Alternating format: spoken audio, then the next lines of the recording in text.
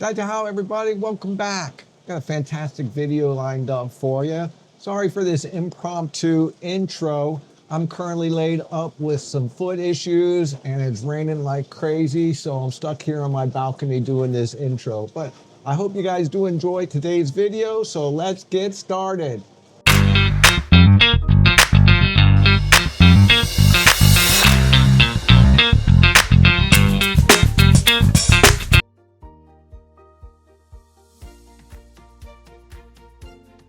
Look, we all love Japan, but in 2026, the Japan dream is starting to feel a bit like a nightmare for US travelers.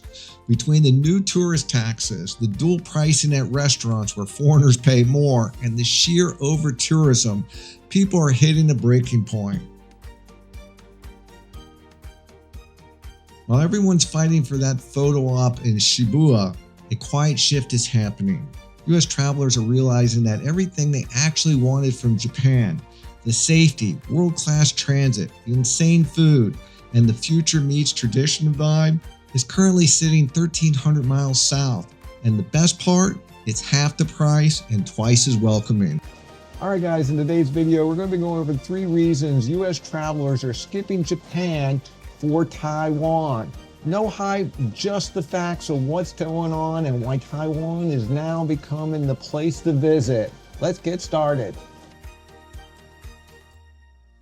First, let's talk about the crowd tax. In 2026, Japan's gone full defensive mode. We're seeing foreigner-only pricing, and some spots in Kyoto is literally banning tourists from certain areas and certain streets. Of course, guys, if you do like this video, make sure you give it a thumbs up, hit that subscribe button. It really helps the channel out, and leave those comments. I really appreciate it. Now look at Taiwan. While Japan's trying to keep people out, Taiwan is literally paying you to come in. Their Lucky Land benefits have been extended into 2026, and the government's rolling out a weekday stay bonus up to 2,000 NT or about $60. In Taiwan, you're not a nuisance, you're a guest.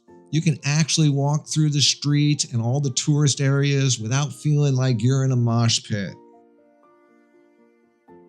Next, there's the math. For us Americans, the cheap Japanese era is over. Inflation and the new taxes have pushed the average mid-range daily spend to $350 or more per day. Meanwhile, here in Taiwan, $125 a day will get you a boutique hotel, Michelin-level street food for every meal. Your dollar goes nearly 3 times farther here in Taiwan.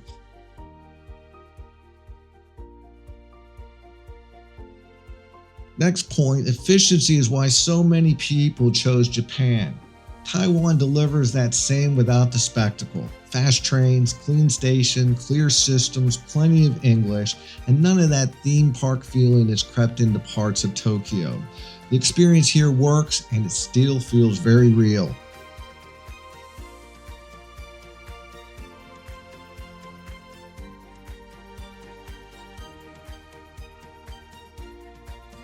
When you put it all together, the choice makes more sense. Taiwan's easier to move through. It's calmer, costs less without cutting corners.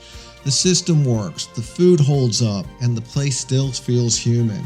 Right now, it offers much of what people love about Japan without all the pressure and cost that come with it.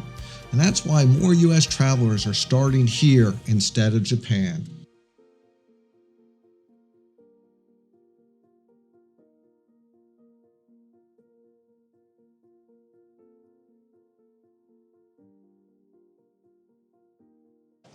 Alrighty guys, that brings us to the end of the video. Till next time guys, Daizao Zaijian. See you all on the next video.